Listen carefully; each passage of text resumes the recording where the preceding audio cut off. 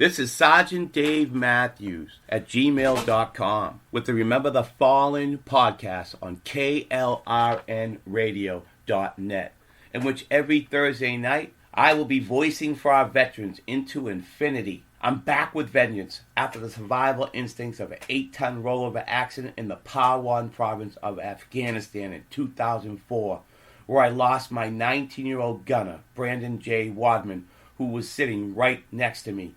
Please Google his name to read the whole story. I emerged from a pile of hurt soldiers on Old Kabul Road and returned to the States with even a more enduring tale of perseverance. As I navigate through the riddled and troubled rapids of the VA system, I gain a new perspective that I will share with you with the fever of enthusiasm to all patriots across the windswept fields of America. You see, one of us can be run off, two of us can be disregarded, but a podcast audience, we are a movement. All right, here we are live at the Remember the Fallen YouTube studio in Seminole County, Florida, USA, on the Winter Springs Oviedo line. As we interrupt our regular scheduled podcast, we're going to move this show 4 days up ahead due to just the uncertainty out there. You know, as COVID shutdowns take a toll on mental health resources for the VA in theater for former combat troops and their families, right? Master Sergeant Andy Marckersano served 6 full tours in Afghanistan with the 82nd Airborne and the Ranger Regiment and another half dozen other combat tours, right? And this decorated Green Beret, a Silver Star recipient, was described by his fellow soldier as Captain America. And he just started a coveted job at the Pentagon on Monday night. He returned home from dinner from Alexandria, Virginia, and died by suicide in front of his wife. He had 3 small children, and he was still on active duty. I mean, this was his dream job. And 2 days later, I'm just baffled over this whole thing. His death left his friends, family, military leaders, everyone in the community at a loss. Mackersano's toughest tour was in Afghanistan, the Argondan Valley, the 2508 Battalion that had the highest casualty rate of any unit in 2009. His suicide is the 30th from this battalion, and he is one of the 20 combat vets taking their lives each day. An epidemic the military and the White House are trying to stop. With this last month, just recently, the president launched the Prevent Act. My administration is marshaling every resource to stop the crisis of veteran suicide and protect our nation's most treasured heroes. They've been through so much, and it's such a deep-seated problem. And now the new initiative slogan is Be a Hero for a Hero. So get out your pen, please, and write this number down. Once again, this is the 24/7 Veteran Crisis Hotline number, and it's 1-800-273-8255, and press 1. And expected outgrowth of the COVID epidemic is that mental health resources for former combat troops, active duty, and their families have been a casualty of the quarantine, and repeat combat tours have led seasoned troops to say forces to Afghanistan are out of gas. Here's a special report on the terrorist Taliban attacks, most recently on Fox News. A new report finds the Taliban led the world in terror attacks last year. The study comes from the Global Terrorism Database, and it shows the Taliban carried out nearly 1,400 attacks last year. That's up 9% from the year before. Waleed Faris is Fox News national security and foreign affairs analyst. The Taliban, Waleed, signed an agreement to end attacks, end violence, come to the bargaining table, engage in peace talks. If that's what they believe, if that's what they want, why this increase in attacks? That is what they signed on. That's different from what they want. The Taliban did not reform. We didn't see any conference with Taliban saying, I have changed. So what is it that the Taliban want? they want the American and NATO forces out. So they sign the document with us. But they also want to go back to Kabul, reform an Islamic Emirates, and they want themselves to be in charge. So that leads us to conclude that these attacks basically are not just to cancel the agreement. They want to show other jihadists, ISIS and others, that they are real jihadists, that they are fighting despite the signature, and that's how the Taliban wants to come back to Kabul. Well, the United States obviously has been pushing for peace talks. Does this suggest that it's all folly? Look, if you want to look at the actual agreement, makes sense. It's an agreement where we would withdraw and there would be a government plus the Taliban. The problem is the previous decades of American policy, especially the last 10 years, including the 8 years of the previous administration, nothing was done to strengthen civil society. That's how you begin.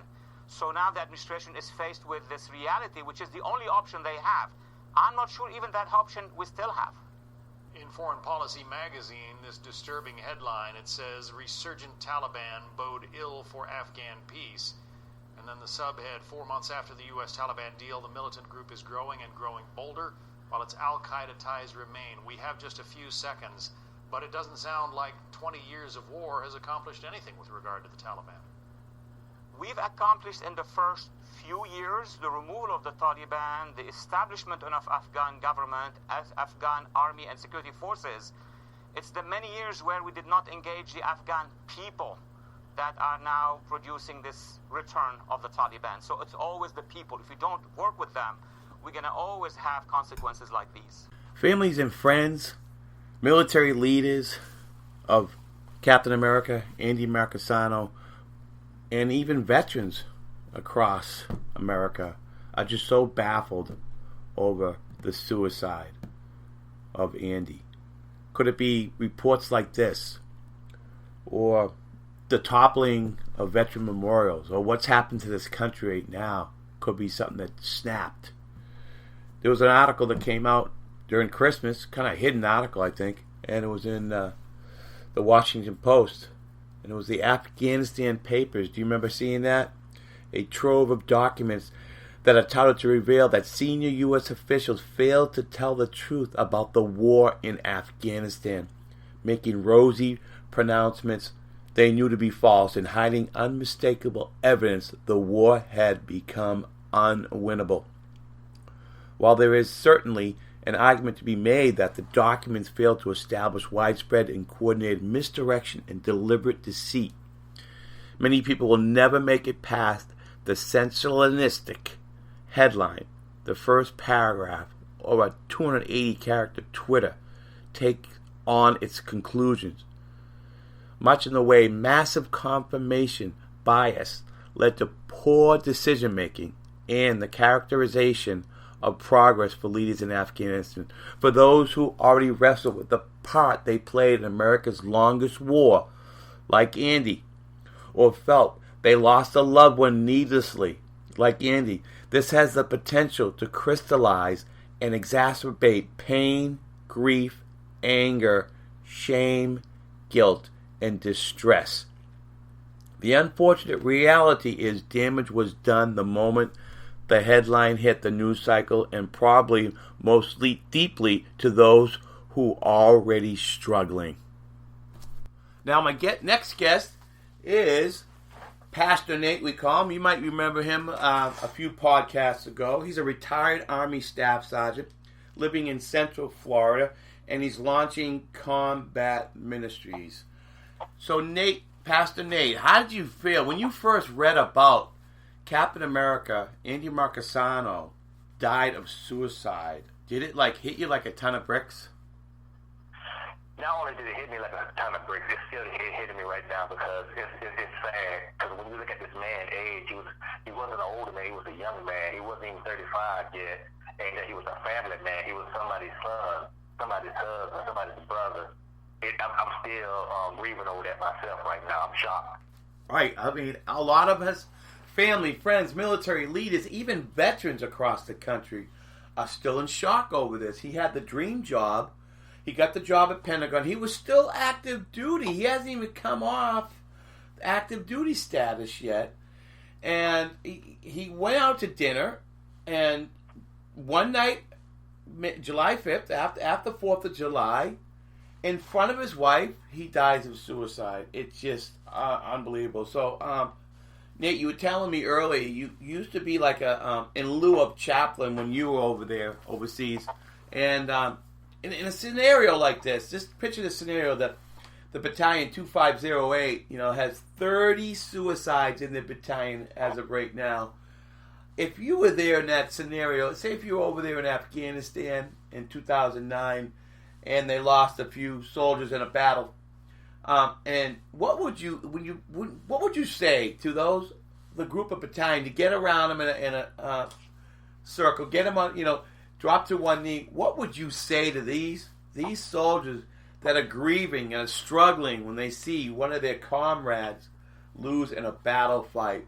What would you do in that scenario? Well, the 508 is out of Fort Bragg. That was my last duty station, so I cleared them as family.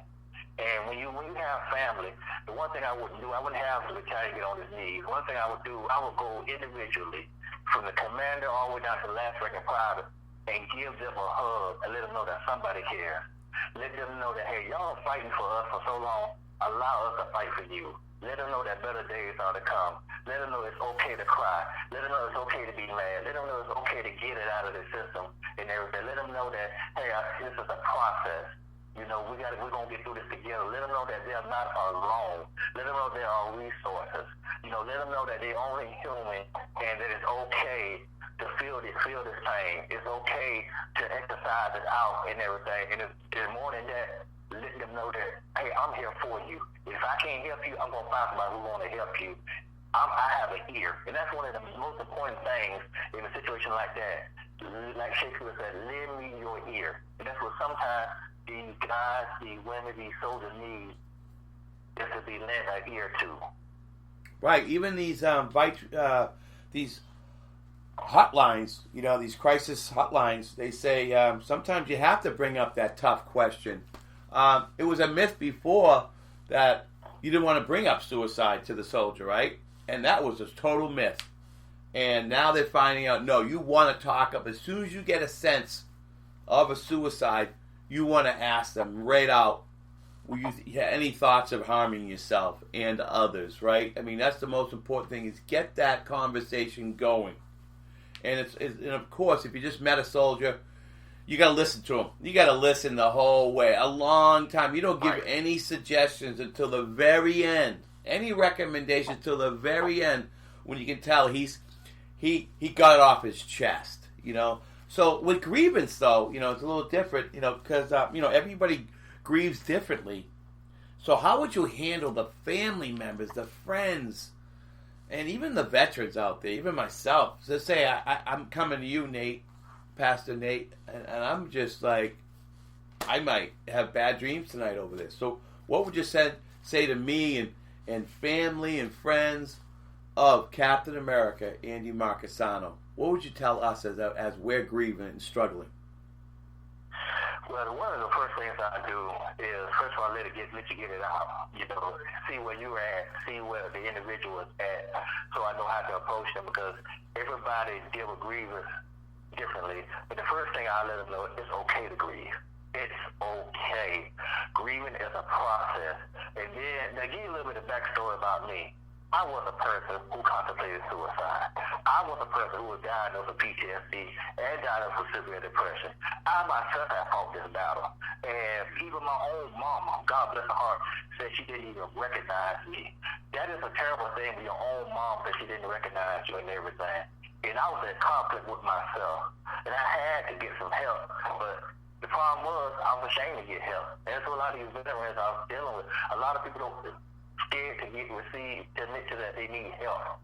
And that's a stigma that we have to break. It's okay to admit that you need help. And because of my lengthy battle with that, it almost cost me my life.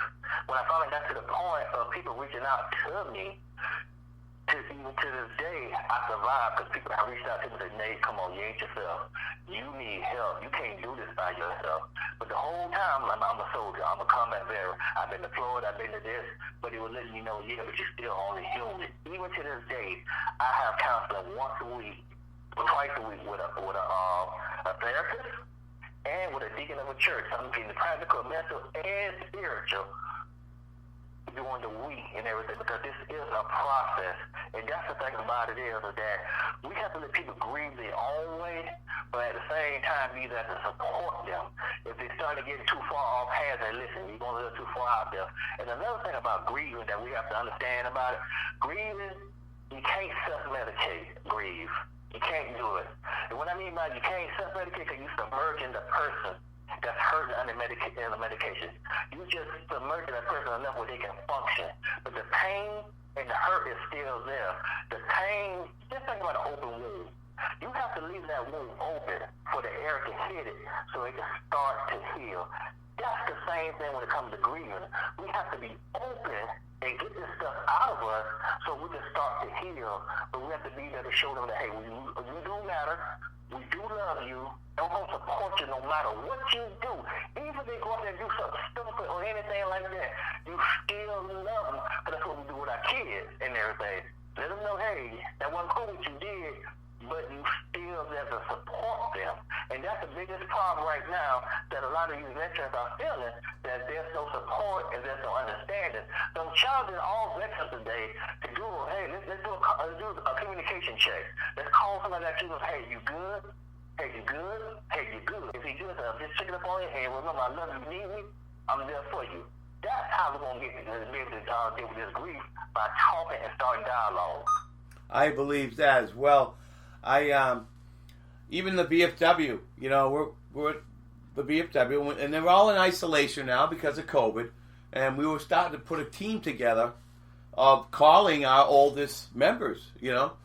We started the process, and then this COVID uncertainty happened again, and so we basically put it off because we don't even have meetings now. But once we get back, what's one of my main goals is to reach out to the older veterans that are in our membership base and ask them how they're doing. You know, right now I'm with Team Rubicon, and what Team Rubicon's doing right now, I call it the Cloverleaf check. And what they're asking you to do in the meantime, until this COVID passes, they're asking you to reach out to your neighbors, the one next to you on both sides across the street, and ask them if they need help. So I've been doing that. I've been helping my older neighbor next door with just little things, you know, take his paper in for him. I cleaned out his pickup truck one day. It took me 2 hours. He was on vacation. He came back home to a clean pickup truck, you know. Then I cut back a palm tree around his back sliding door. It was in the way. Little things like that. And so we got to reach out, exactly, especially to veterans during this time. And I definitely agree with that. So let's start doing that, audience out there. Make that phone call. A text is not going to do it. They want to hear your voice, especially the older veterans. They're not texting. They're not emailing. They're not on social media. They need a phone call and a knock on the door. Don't you agree, Nate?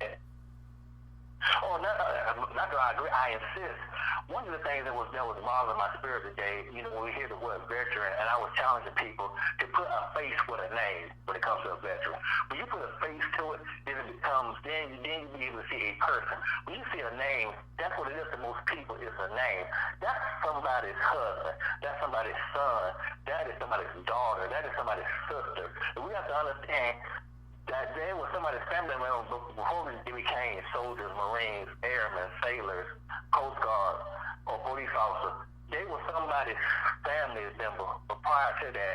And the one thing I don't want to get lost, we got a lot of, like with the protests and the COVID-19, there is a pandemic within the veteran community with these suicides. We're losing 2 million a day. This is what combat ministry was formed on the basis that we would leave no man behind. We're going to fight for those who serve and everything, and we have to get to the point that we are willing to talk about it. Like you said, let's start an outreach program. Let's go out and check up on each other. Like you said, text is not going to do it and everything.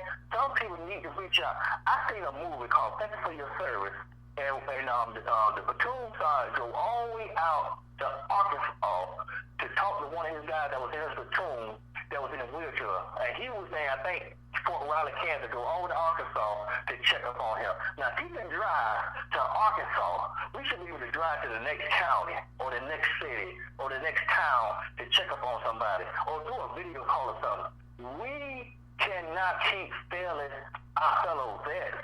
It's not the country as a whole failing them, but it's the country as a whole is oblivious to what's going on because it doesn't affect them personally. And we have to make this a personal matter to everybody to protect those who have served because they bring it home a lot of hurt, a lot of pain, and they're expected to still carry their everyday lives like nothing is going on. And that is the hardest.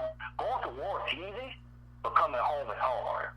Yeah, and we got to talk the walk. I got you 6. We got to really mean it, you know. I hear a lot of people, I got you 6. Well, let's show it. That's action, okay? Let's have action. So we're going to get up for the next guest we have. And, Nate, I want to thank you very much for your insight. And go ahead, give us a plug. How can we get a hold of your combat ministry, and how can we get a hold of you on social media? Well, my email address is attackthedevil@gmail.com. Attackthedevil@gmail.com. And if you want to call me, I will give you a number. It's 321-305-1334. I don't care what time of night it is. And you call, I'll call. 321-305-1334. If you just want to talk, hey, let's talk that dialogue. But we're here to be there for our brothers and our sisters keeper. Hey, Nate, Pastor Nate. Man, I'll be doing another show with you in probably another month or so. Let's get on top of this. Let's get together. Let's start knocking on doors together, man. I would love to do that with you, all right? Oh, my brother, you know what? Hey, like I said, we two NCOs, we know how to lead. You know, you charge, our follow. We got this. We do. We got this, man. We got the action. Let's put action. Let's put one foot in front of the other, and let's make it happen. All right, Nate, thank you. Have a great evening now. You take care. All right, my next guest is a brother-in-arms, Randy Joseph. He's another veteran. He is someone who at one point in their life wrote a blank check made payable to the United States of America for an amount up to and including his life. Randy, I'm just so proud to have you on, a brother-in-arms, man, from the 715th MP unit. You did 2 deployments, outstanding, and you're in the community now, enjoying life. And so tell me a little bit about your deployment in 2009, because at that point, it was a really rough time in 2009, one of the bloodiest Afghan battles during that time. Wouldn't you agree? Yes, sir. And Dave, let me say thank you for having me on. It's a pleasure to be on here with you. 2009, my deployment was 2008, summer of 2008 to summer of 2009. And that definitely was one of the heaviest fighting times in the Afghan war. So while I was there, obviously a lot happened. Right after I left, a lot happened. But, when I was there with the 715th MP Company through the Florida National Guard, I was stationed in Kabul, Afghanistan, at a place called Camp Eggers. And I was with a military police unit, and we were performing law and order operations for the Kabul area. That's an intense role. Oh, wow, that's great. And that was during the time where Captain America, Andy Marckersano, was kind of in that area. I guess not exactly in that camp, but he was in Afghanistan during that time. And they say that was one of his toughest deployments that he never got over with. Do you remember that time? I remember that a little bit, vaguely. Relating that to one of the movies that just came out, The Outpost, about Camp Keating, Top Keating. They were about 6.5 hours away from us by road, probably a little bit less than that by air. But that is where some of the bloodiest fighting was going on during that time. See why some of these soldiers are taking that fighting back home with them and not making their transition. And 30 soldiers died of suicide from the battalion 2508. And that's just a shocking statistic. Can you see why during the bloodiest times of them taking their lives? I mean, any of those guys that fought in that eastern Afghanistan region, whether it was Nuristan or whether it was the Korangal Valley, those guys that saw that level of sustained day in and day out fighting is something that, you know, we really haven't seen since Vietnam. And it does take a toll on you. I mean, being over there, period, takes a toll on anybody that's over there in their own different ways, regardless of the level of combat that you saw. Right. They were saying that one of the command sergeant majors was saying it was like fighting Mike Tyson every day for a full year. Sure, I believe it. You know? So these soldiers are taking that home with them, and what happens is if anything goes wrong in their finances, their children, or their wives, their family, it can just snap, and maybe that's what happened to Captain America. We don't know. I mean, well, maybe the story will come out from the wife, because she's probably the only one who will really know. This guy had a dream job, just got the job in Pentagon. He was still on active duty, and maybe it was because what America is doing to our nation right now, whether, you know, maybe tearing down memorials, tearing down statues, defund the police, that might have been a trigger, you know. But definitely 2009, the battle in Agadan Valley was it. And it's sad to say the Valley won. And that's what you don't want. Yeah, I mean, that place is a tough environment to be in for anyone. I mean, those people are so secluded out there that there were American units that went out there that, you know, the Afghans thought they were Soviets because they hadn't seen any foreign people since the Soviets. So. Yeah, it's like you know, we're so foreign to them, you know, and they just think we're the devil, and they don't want to reckon with us. And we thought the coin, remember the coin? We thought coin was going to work, go into the city and be friends with the tribes, you know. But even that's difficult. Wouldn't you say how difficult that is when someone is that different from our society, and to make friends in that short period of time? That's been really tough. Well, I think it's made harder more so in Afghanistan because in Afghanistan you have different regions throughout the country, and even in those regions, as they're broken down, you're breaking it down by clan, by tribe, by sect. You know, even in Nuristan, where Keating was, you know, that was a very interesting area I was reading. You know, there were 4 different sects in that area with 3 or 4 of their own different languages. So, I mean, that brings in a lot of different problems that need to get solved in order just to deal with those. Right. Yeah, I can imagine just trying to. I'm following a guy right now. He's just doing a great job.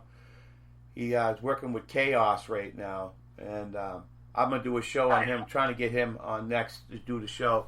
But he was basically trying to talk with the tribals, trying to do the best he could. You know, at one point we had our actually names on our caps. Do you remember that? They put our names Arabic on our caps. Do you remember that? Yeah. That was. I had a name tag made while I was over there, and it was I wore it on my body armor. It had an American flag, an Afghan flag, and it had my name, and it had my name in Dari under it. Wow. What do you think of that approach? When they can actually call your name, because when they can call your name, your defenses go down a little bit. It's especially if they had a American accent. They could say, Joseph, Sergeant Joseph, and you could put your weapon down. So what do you think of that approach, having your name and Dari on your cap and on your uniform? I mean, I think it depends on the area that you're in and knowing your environment. It goes to knowing who you're dealing with. In some of the more populated areas, obviously it's harder to determine who's got good intentions and who's got bad intentions. But at the same time, I think in the more populated areas, in the right neighborhoods, there are people that are more apt to work with us Yeah, I met some fantastic people in Kabul when I was there. Some really nice Afghans. Hell, I met one Afghan that spoke 7 languages. Oh, wow! No kidding! Wow. Yeah. Did he ever become an American citizen? You know? I don't think that one did, but I know that one of our interpreters from my second deployment is in the States now. Wow, that's great. I love hearing that story. I love seeing them become. I follow him on Facebook, so that's kind of cool. Well, that's awesome. David Beverly Diwali, the Medal of Honor recipient, just recent. What a great speech. His Afghan interpreter became an American citizen, and he was at his honoring of getting his MOH from the president. Oh, they gave him a standing ovation like you wouldn't believe. They were just as proud as Staff Sergeant David Bellevue as the interpreter, man. They were so proud of him because he saved a lot of lives as well in a different way, And so with your experiences, if you could turn the clock back, would you do it again? I do it in a heartbeat again. I absolutely loved it. Everything from the excitement of finding out I was getting deployed, to the intensity of the workups, to the trepidity and nervousness. My first couple of weeks there in country, walking around at night, you don't know what to expect, whether people are going to be jumping out from corners or whatnot, and you slowly grow accustomed to the area you're in, and you start learning your surroundings and the environment and the sounds and smells, and it's just a fantastic experience.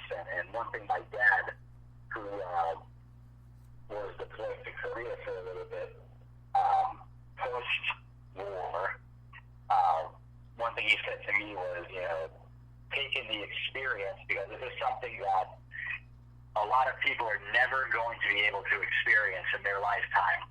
And it's very true. This is something that very few people have been able to experience. Right. For better or worse, it's an experience that will shape and mold who you are for the rest of your life. Yes, I agree. That's great. And do you remember that first time you went outside the wire? Oh, yeah. Yeah.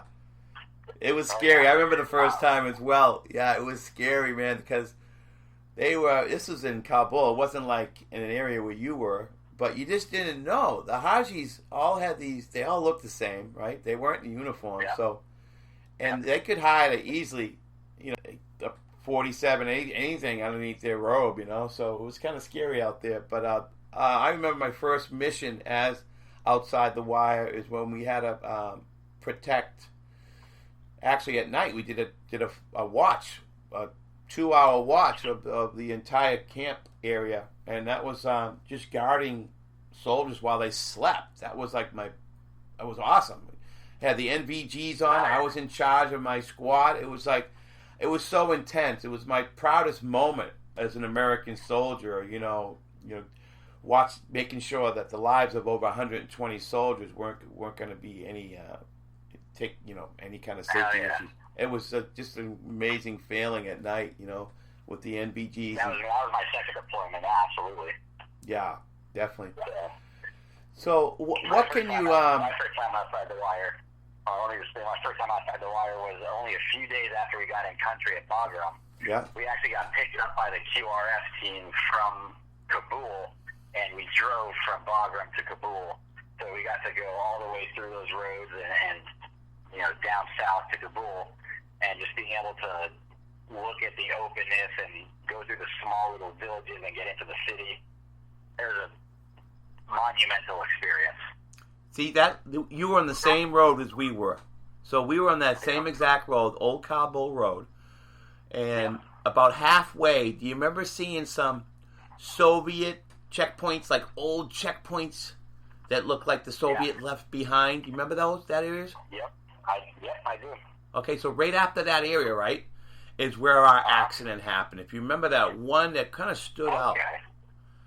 And just to tell you the story behind it, because it took a year, because there was so much controversy about it, I guess she did avoid a landmine. So they went back and they did find a landmine in the area where she swerved and avoided, because that's why it was human error, and she flipped us at going 55 miles per hour, right around 50 to 60 they say. She flipped us. Yeah. And she was on suicide watch for a while because I was in the same medical hold with her. She was on the second floor. I was on the fourth, and she was on suicide watch, man, because she was, of course, devastated like we were. We lost a 19-year-old gunner. You know, Brandon J. Wadman. Google his name, people, and 19 years old. You know, the youngest. You know, Randy. I'm the oldest in the squad, and he was the youngest, and they took his life instead of mine because he was right next to me. You know. And 1 minute he's there, and then the next minute, I never saw him again. And I had to do the eulogies. Go ahead. That's tough, man. One thing I learned from both of my deployments is that there's no rhyme or reason to who goes, when they go, how they go. And you can't live your life with what ifs or questions. You have to go out and actually live your life. I mean, on my second deployment at Bagram, 4 people died at a bus stop with a rocket attack, and coming back from their shift, they were at a bus stop, and a rocket hit. And, it's unfortunate. You just can't predict when these things are going to happen. Right. So, the next day, did you guys have a Battlecross Field memorial set up? Guys at the bus stop there. Yeah.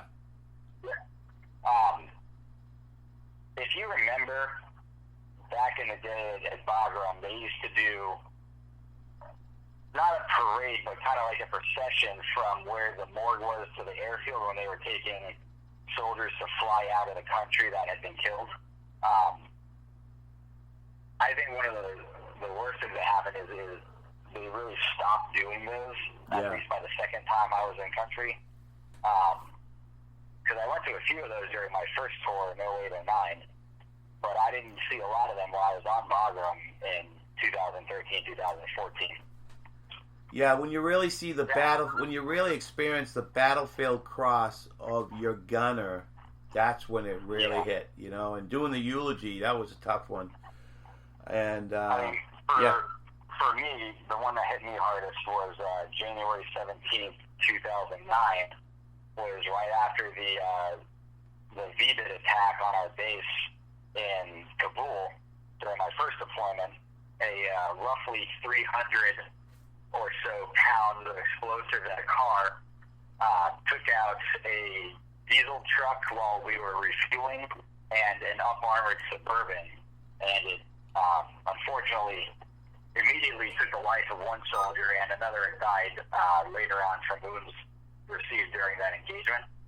And that was one of the most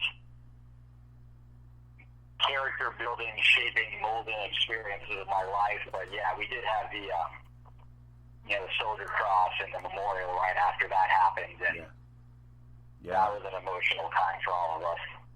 So how you doing now? How was your transition back into society? I know I had a tough 3 years, but eventually I got back. But how was your transition back, Randy? Coming back from being overseas, after the first deployment, there were a few things I didn't like, large crowds or sudden loud noises, things like that. Coming back from my second deployment was a little more rough. I would get angry a lot, angry very fast. It was in a relationship at the time, and it was not the healthiest place to be. So yeah, I mean, I did come back with some PTSD from I think from the combined 2 tours. And I did have Afghanistan, and I'm not afraid to say that to the listeners here. Yeah. Well, we thank you for your service. I know PTSD, it's hard to avoid any type of PTSD, especially when you were so close to so many situations. So I took the PTSD, they went through all that. I was 4 out of 11. So actually, I'm not like rated as with PTSD. I'm more of a TBI because I'm called second syndrome. TBI is when you get 2 explosions within 30 days, which I had. So I had an AT4 go off without my earplug. We had a dud go off. So we had to wait an hour to clear it. And then I go grab my AT4 and walk it down the hill and stuff. And there it goes. A bounce and my earplug comes out. And the instructor was supposed to, one thing they're supposed to do is make sure you have your earplug in. And nope, he didn't verify I had it in. And it was my back blast ear on the right side. And boom, oh my God. Randy, for 2 days, I was like ringing like for 2 days. And they told us no one goes on sick call. No one. So I'm like, okay, all right, I won't. I'm a team leader. I can't. I got to take care of my troops, you know. So I didn't go to sick call. And then I got the accident 3 weeks later in Kabul where I got knocked out. So they call that a second syndrome. And that's when the TBI kicks in. So, yeah, I have TBI, but I don't really have PTSD. So do you have a portion of PTSD, Randy? I think I'm actually pretty well over it. I mean, sometimes I don't like large crowds or sudden loud noises and whatnot. It'll kind of affect me that way. But for the most part, I'm better than that. Back after my second deployment, I mean, it was sudden loud noises, large crowds. I would, there was a time I was in a meeting at school at UCF, and we were on the first floor in a classroom, and somebody dropped a book on the second floor, and I almost dove under the desk, just because it startled me that much. Yeah. Another time I was sleeping and I lived close to a highway, and they were doing some construction. And they started jackhammering, and it sounded just like a machine gun. Oh my God! Yeah, I can imagine. Which didn't, that woke me up in a sweat. And then I think the final straw for me during that time, before I sought counseling and all that, was I would just get angry at my parents. I would drive to my girlfriend's house, and I would get angry and work myself up on the way there about what she was going to do when I got there. That would make me angry. And it wasn't healthy for me, for her, for anybody. And so, I started talking to somebody. Yeah, that's great. See, you're strong. That's strong. I'm so glad you did that. We all do it eventually, and we just need more soldiers to do that. So if you could give advice to a soldier, because we're ready to put this thing in the can, if you could give the advice to a soldier right now who's struggling, what kind of advice would you give him, Randy? If you're struggling, talk to somebody. Find a friend, find a battle buddy, find a chaplain, find an impartial person who can get you help. Talk to somebody. It will help you in the long run. You will feel better. It will save your life. It will save your relationships. Talk to somebody. Well, I thank you for your service. 2 deployments, Randy. I am so proud of you being your friend, being a brother-in-arms, being at the same unit, and just glad to be your friend, man. Thank you for coming on to our show, Remember the Fallen, and it's going to air tonight. I'm telling you, I'm going to air it in 30 minutes because that Captain America story, people need to hear more of it, so we'll be being on air in about another hour. I'll have it up and running. All right, thank you again, Randy. We'll talk to you soon. Thank you. Take care, bud. Pleasure being on. Thank you, Dave. You're welcome. Bye-bye. All right, it's getting 0 dark 30 for this show. And before I go into rack ops mode, let's talk about this show. This show had the flair of both podcasts with Remember the Falling of Master Sergeant Andy Marckersano, the dedicated life of an incredible comrade who was called by many in the community as Captain America. Then you have 2 soldiers, actually 3, including myself, giving tips of wellness, how to transition, grieve, and basically telling you guys out there, nobody grows, learns, advances on the couch. We all are struggling in different ways, but we are also faced with opportunities. So let's take action. Quote, if you want to know who you are, don't ask, act. Action will delineate and define you. End quote. Yep, Thomas Jefferson. I feel the show took action, so we'll be airing the show on both podcasts, Remember the Fallen and Revitalizing Lives. So now get out there and cloverleaf. That's an order. Signing off, Sergeant Dave with KLRNradio.net. Pop Smoke out.